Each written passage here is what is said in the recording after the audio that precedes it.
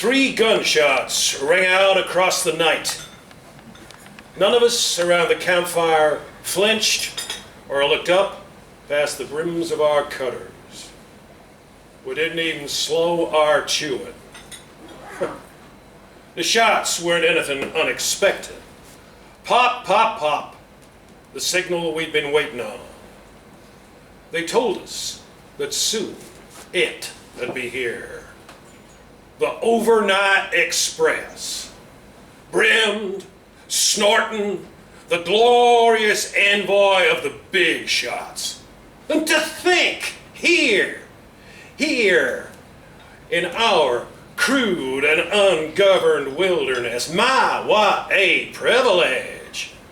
Right about now, it was likely putting on a display of evolution for us God-fearing country folk, picking up a righteous head of steam.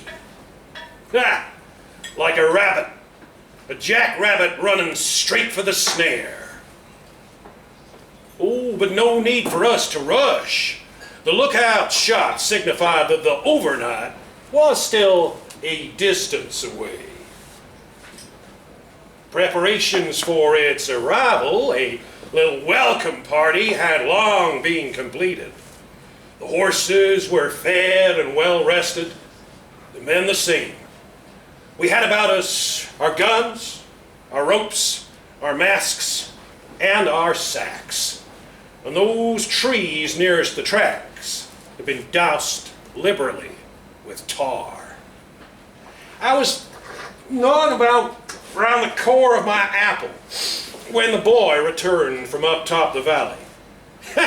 Like he'd flee up his ass, he galloped his horse down the side of the ridge, leaping the tracks like a Kentucky fence. He dismounted while still on the move. "Overnight's coming, Pa," he frothed. 10 carriages, 10, lit up and all. I rose slowly from the campfire, spitting the apple seeds toward that richer soil away from the tracks. Lit up, huh? I yawned, stretched, cricked my neck. Sure's a good sign. Them carriages must be strung out like a seam of gold. "Like nuggets," the boy exclaimed, beaming like a coyote in the hen house. "Nuggets? Make that bars, great damn bars of gold." The common old pot of stew, poached, boiled twice, was down to the gravy. I poured the dregs of my coffee over the campfire, extinguishing it. I signaled that the men around the other fires do the same. All save one, for the torches, the trees. You think 6 will be enough, Pa?" the boy asked. Oh, I told him 6 was plenty. "You sure, Pa?" Wasn't I always? Ooh, I loosened the buckle of my holster. All that stew and apple had me bloated.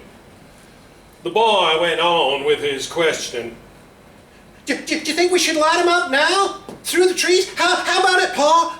Set 'em burning. Scare that overnight good. Yeah. Keep your powder dry, Spark. That train'll see what's coming to it soon enough. But not until after it gets round the bend a couple of miles out. Too much brushwood in the way till then, see?" I knelt and placed a hand on the track. The iron was slick with midnight dew, but I could already feel the overnight coming. Chugging, tremoring, rattling like a chest of silver dollars. I looked up at the boy, all stern-faced and moonlit. Yeah, there's still time. When we see the overnight, she'll see us. Until then, I made plain, we'll hold our fire. But the boy didn't do holding. He was young, headstrong, Like all his generation, he wanted things done double quick and now.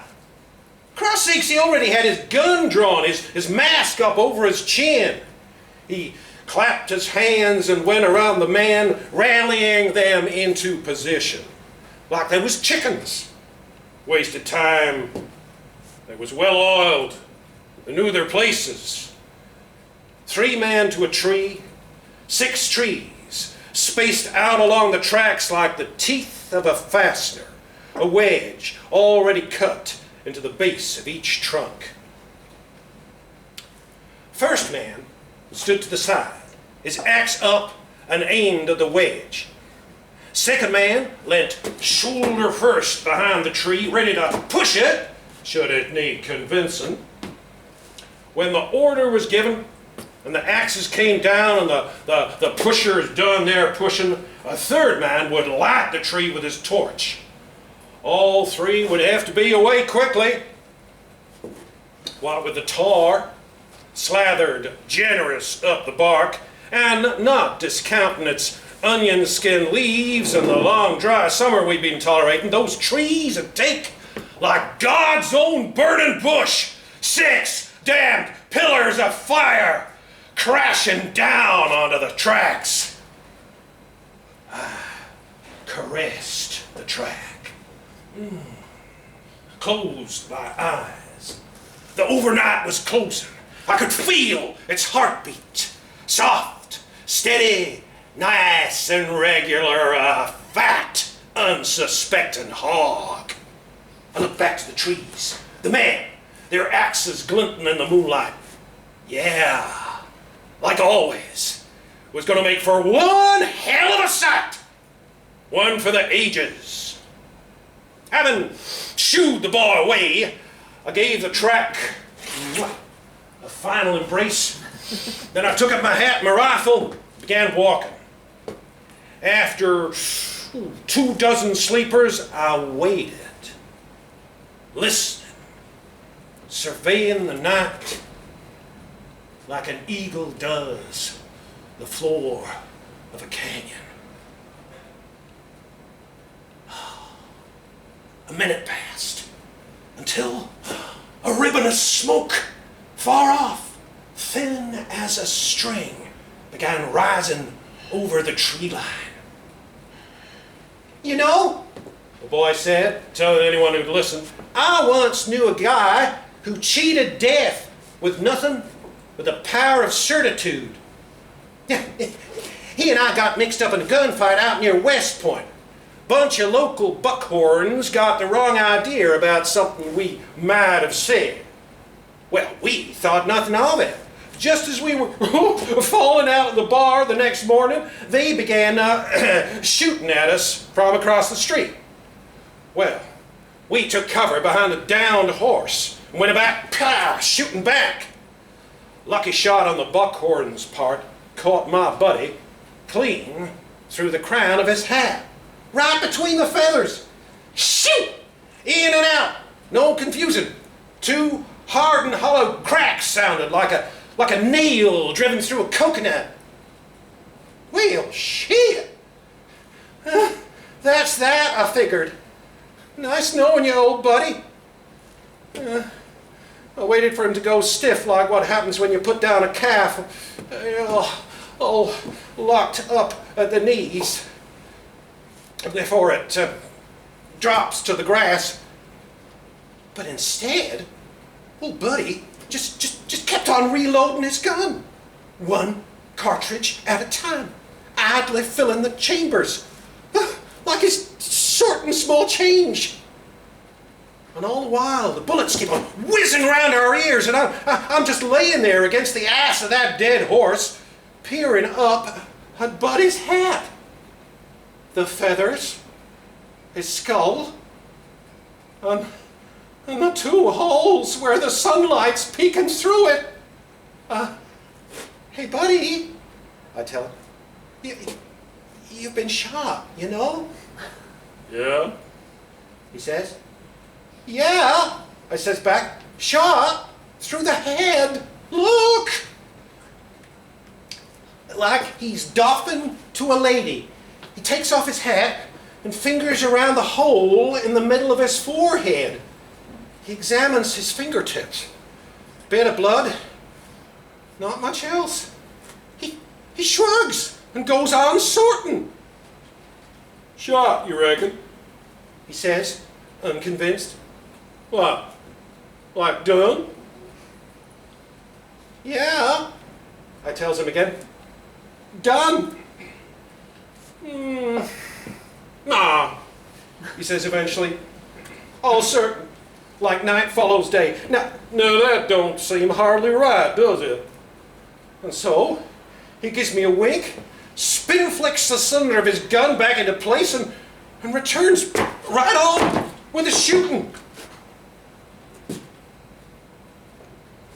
The boy shook his head.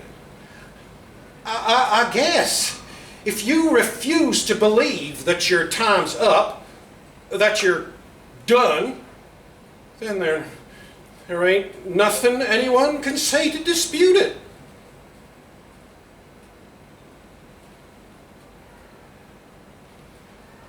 The boy grinned, So big it showed through his mask.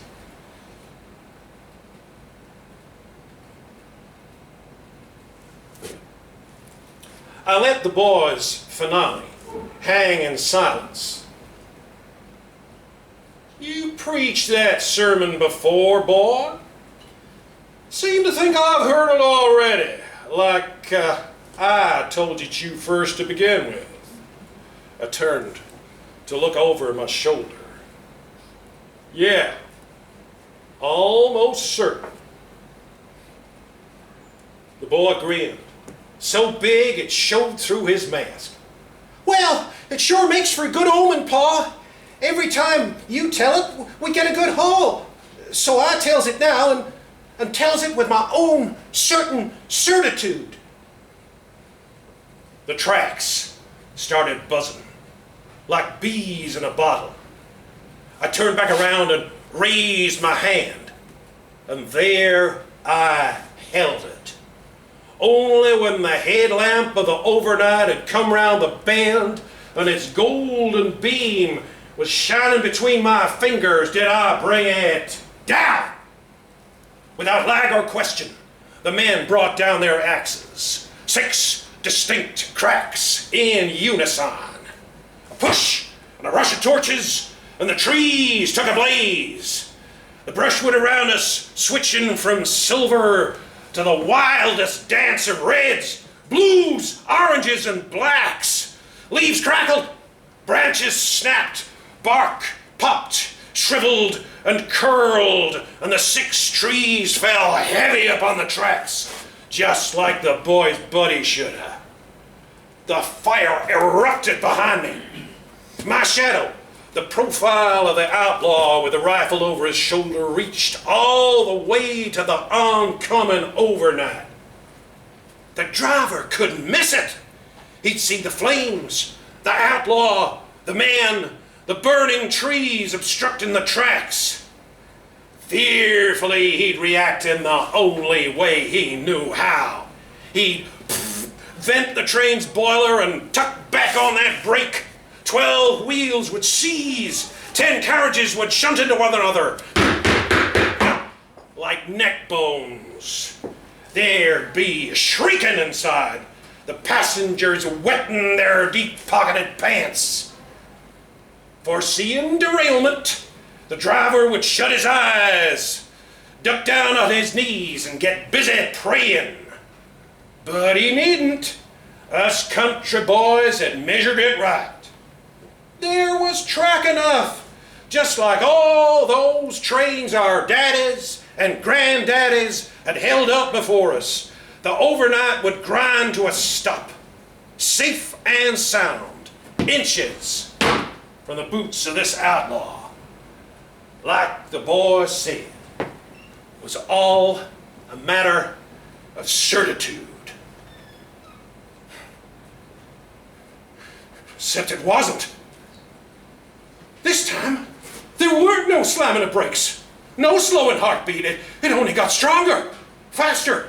A steady chuff, chuff, chuff, rising to chuff, chuff, chuff, chuff, chuff. All of a sudden, 1,000 tons of New World metal was right on top of me. The shadow of that fearless outlaw running coward over my shoulder. I dropped my rifle and threw myself to the side. I reeled round just in time to see 6 trees explode like there was nothing but wads of charcoal. The men scattered, the horses broke loose, the overnight cut right on through. Clean through, thank you. And the carriages carried along after. Those big, sharp passengers inside, not even bothering to look up from their pot boilers and their sirloins and their slices of sweet apple pie. Our outmoded intervention weren't nothing to them. They just kept merrily on their way, right on time, onward toward the city and the dawn of a new day. The dance of the reds and blues petered. The silver faded to an obscure gray.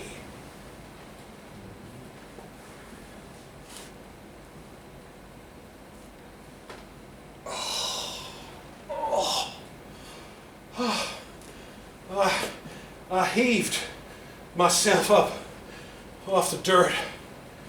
My rifle was in 2 pieces. I found my hat about half a mile down the tracks, flattened like a pelt. Stood beside it for some time, just thinking, brushing the smolder from my arms and my face as I gazed up at the stars. The buzzards I heard were beginning their chorus. The boy rode up with my horse in tow, his own snorting the ash. Come on, Pa, about. You've still got your head and we've still got time. We make it quick. We can still get after the overnight before the border. I knelt to the track. Gripped it.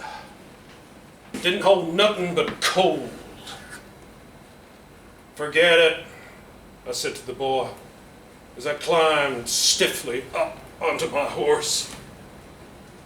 From the saddle, I watched as the overnight's distant smoke merged with the clouds.